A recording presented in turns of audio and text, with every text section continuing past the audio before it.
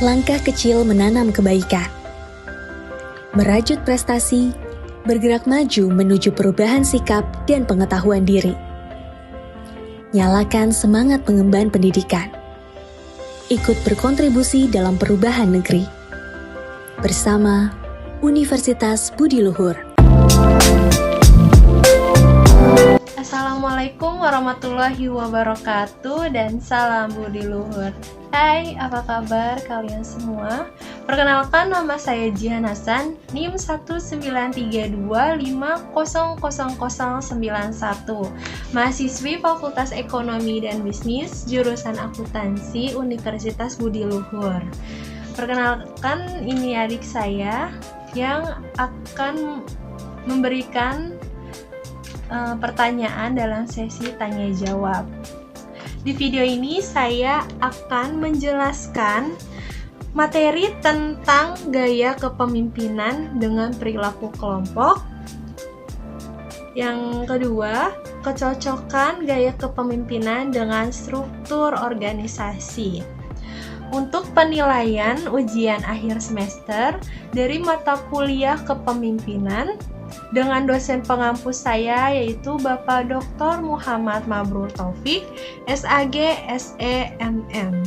Baik, pembahasan yang pertama yaitu apa sih gaya kepemimpinan? Gaya kepemimpinan adalah proses yang mempengaruhi orang lain untuk memahami dan setuju dengan apa yang perlu dilakukan dan bagaimana tugas itu dilakukan secara efektif, serta proses untuk memfasilitasi upaya individu dan koleksi untuk mencapai tujuan bersama. Selanjutnya, menurut contingency theory leadership dalam Pagel Rifai, menyatakan bahwa ada kaitan antara gaya kepemimpinan dengan situasi tertentu yang dipersyaratkan.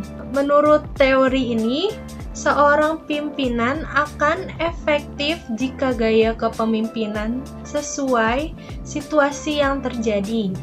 Pendekatan ini menyarankan bahwa diperlukan dua perangkat perilaku untuk kepemimpinan yang efektif, yaitu perilaku tugas dan perilaku hubungan. Dengan kedua perangkat ini, maka kemungkinan akan melahirkan 4 gaya kepemimpinan, yaitu yang pertama, mengarahkan gaya kepemimpinan ini perilaku tugas tinggi, perilaku hubungan rendah.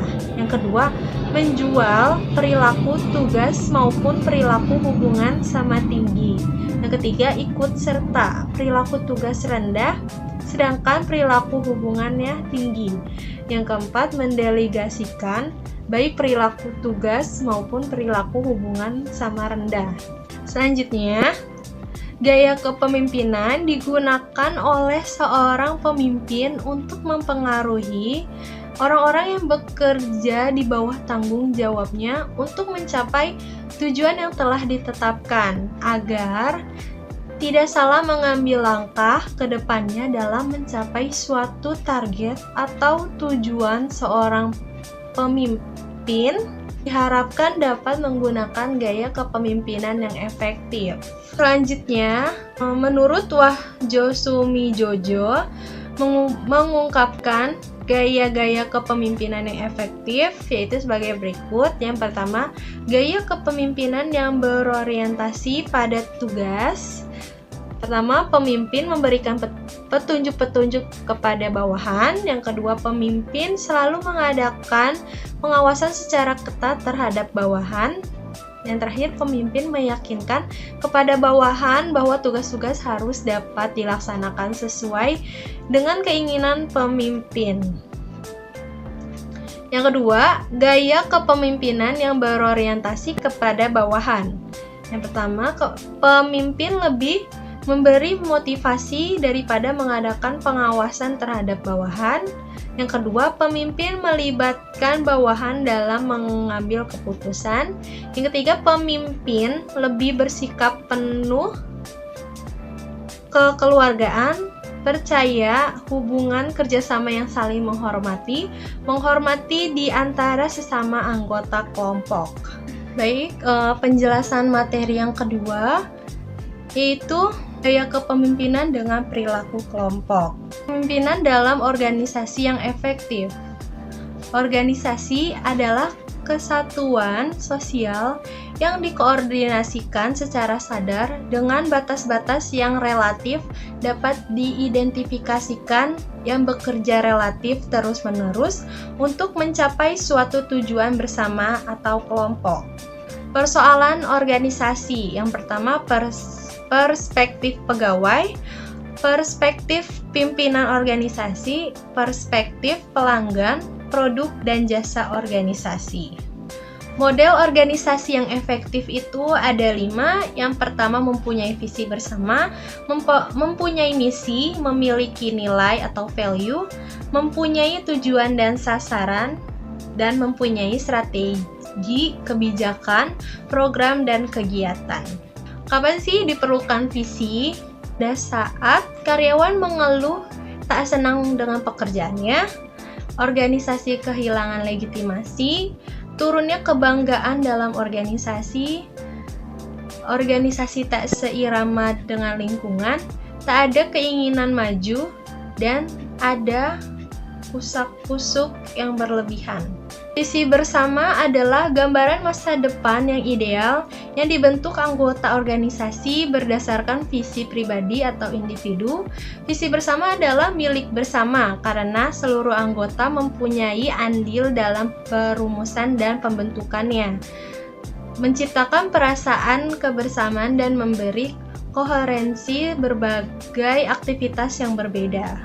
Selanjutnya, rumusan visi. Syaratnya yang pertama ringkasan dan mudah dikomunikasikan, kedua jelas dan dapat dipahami setiap orang, ketiga mewakili ideal umum lengkap, tak bersifat sesaat, 4 menantang dan memotivasi, 5 orientasi masa depan dan menuntut organisasi, 5 stabil tak mudah berubah kecuali perlu, yang terakhir disukai agar menarik untuk meraihnya. Apa sih visi yang baik dan tepat? Visi yang baik dan tepat menjembatani masa kini dan masa depan, mengklarifikasi tujuan dan arah organisasi, membuat isu-isu kritik bagi perubahan.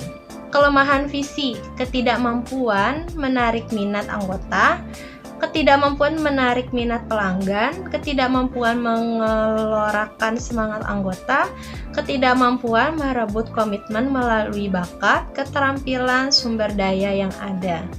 Berikutnya kepemimpinan, yaitu kemampuan seseorang untuk mempengaruhi perilaku orang lain sehingga orang lain tersebut mau mengikuti kehendaknya dengan sadar dan sepenuh hati. Konsep kepemimpinan yaitu pemimpin, orang yang melakukan atau menjalankan kepemimpinan. Terus pimpinan mencerminkan kedudukan seseorang atau sekelompok orang dalam hierarki tertentu dalam suatu organisasi dengan segala kewenangan dan tanggung jawabnya sebagai manajer. Yang terakhir pemimpin berbeda dengan pimpinan dan kepemimpinan berbeda dengan manajer. Baik, cukup sampai di situ pembahasan materi dari saya. Sebelum saya akhiri, ada sesi tanya jawab. Baik, saya akan bertanya, gaya kepemimpinan apa yang cocok untuk organisasi? Baik, terima kasih atas pertanyaannya. Gaya yang cocok untuk kepemimpinan di dalam organisasi yaitu ada gaya kepemimpinan otoritas, gaya kepemimpinan demokratis, gaya kepemimpinan birokrasi, gaya kepemimpinan karismatik, dan terakhir gaya kepemimpinan inovatif. Baik, saya akhiri. Wassalamualaikum warahmatullahi wabarakatuh dan salam budi luhur. Bye-bye.